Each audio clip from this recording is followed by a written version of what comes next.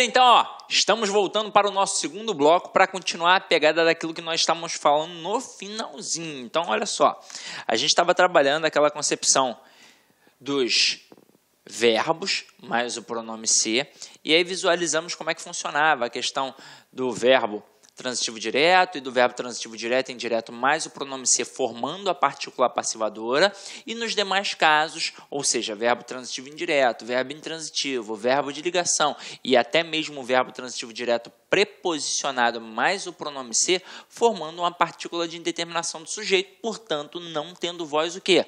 Passiva. Agora aqui, ó, exemplos, para a gente poder pegar aqui legal, ó, vive-se bem no Rio de Janeiro.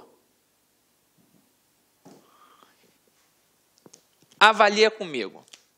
Primeira coisa, pensar no verbo. Quem vive simplesmente vive. Então, verbo intransitivo. Verbo intransitivo mais o pronome ser, eu tenho um PIS. Então, o sujeito é indeterminado. Obviamente, quem aparece depois não é sujeito. E aí, ó, para tomar cuidado, você normalmente grava. Se tem preposição depois do ser, não tem voz passiva. E se não tiver preposição, a voz é passiva. Eu tenho certeza que você já gravou em algum momento da sua vida isso. Aí, tem preposição? Não tem, e a voz não é o quê? Não é passiva. Então, se liga só.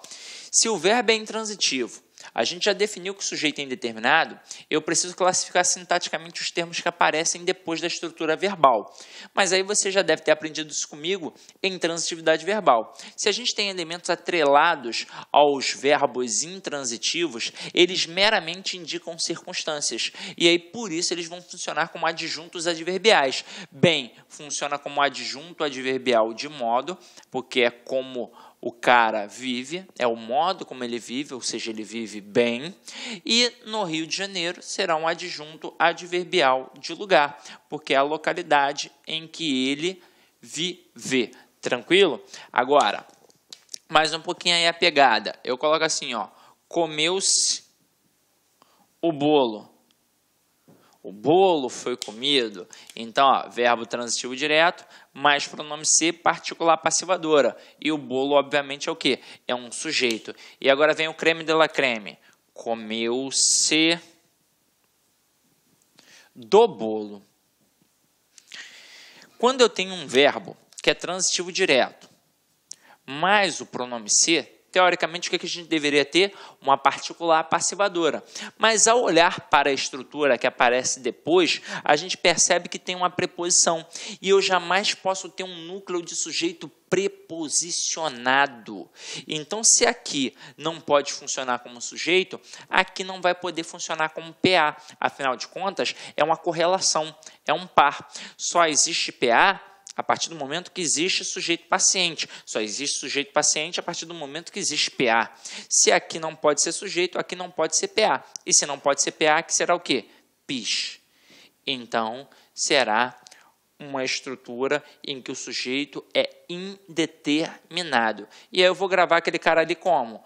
Como objeto direto preposicionado. Claro que semanticamente você já deve saber a diferença.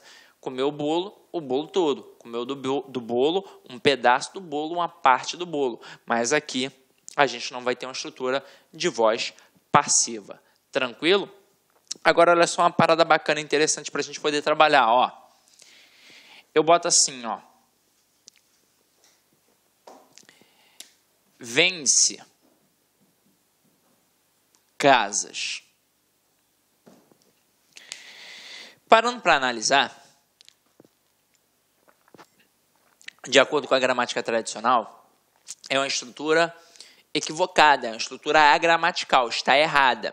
Apesar de o nosso gramático Bechara já ter analisado essa estrutura como algo pertinente. Mas aí isso é para o ambiente acadêmico. Uma vez, a Banca CESP até tentou trabalhar isso daí como algo correto, mas aí depois se desmentiu em outras questões que apareceram. Deve ter percebido, caramba, tentei inovar, tentei botar algo da academia dentro do mundo do concurso público e não funcionou. Então, para o mundo do concurso público, a gente aqui tem uma estrutura errada.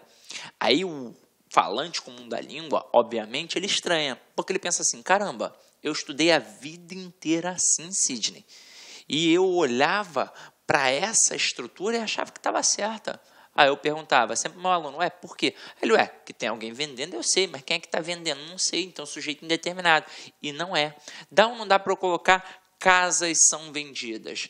Dá. E aí na hora que eu coloco casas são vendidas, eu sei que a palavra casas é o quê? Sujeito. E então casas ali em cima também vai ser sujeito. Se eu posso pegar a estrutura que tem o pronome ser e passar para uma voz passiva analítica, eu estou mostrando que aquela estrutura que eu estou analisando está na voz passiva sintética.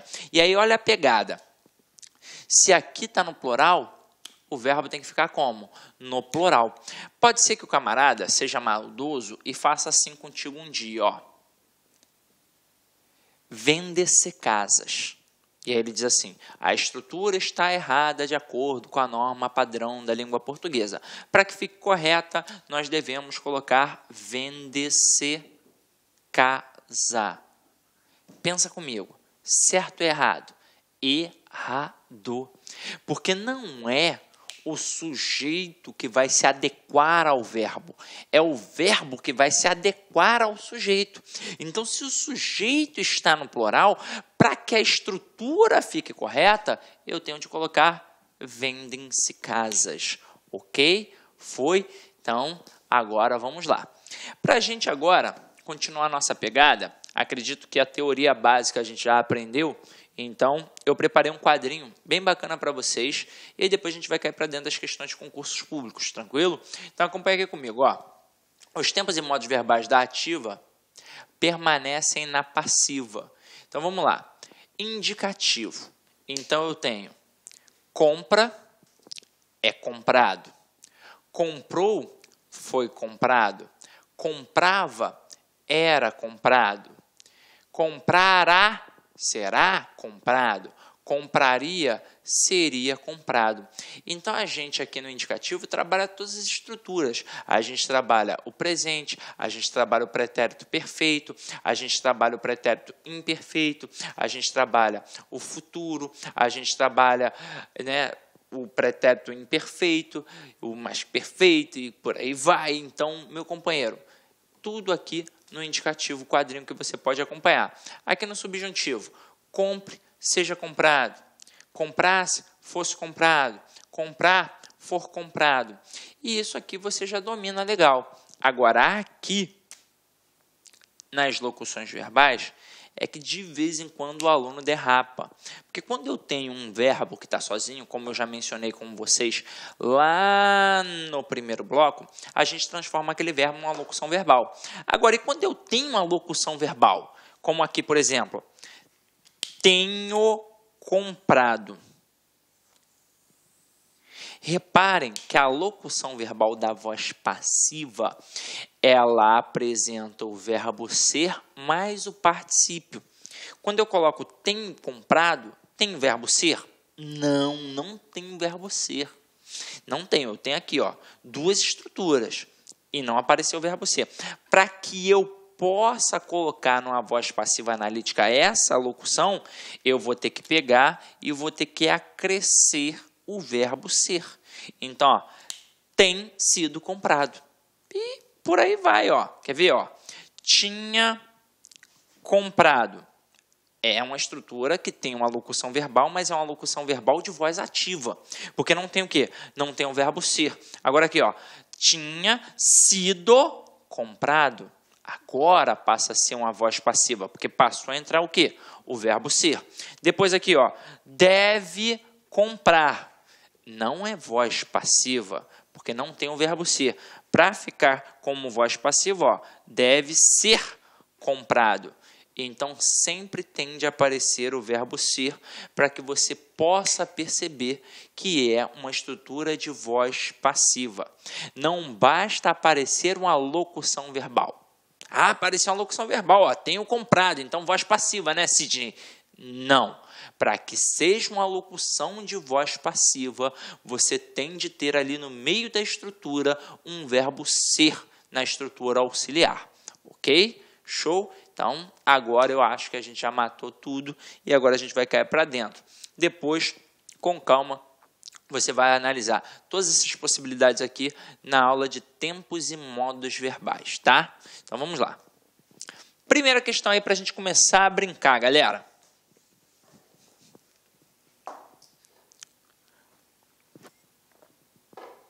Ela nunca alcançava a musa.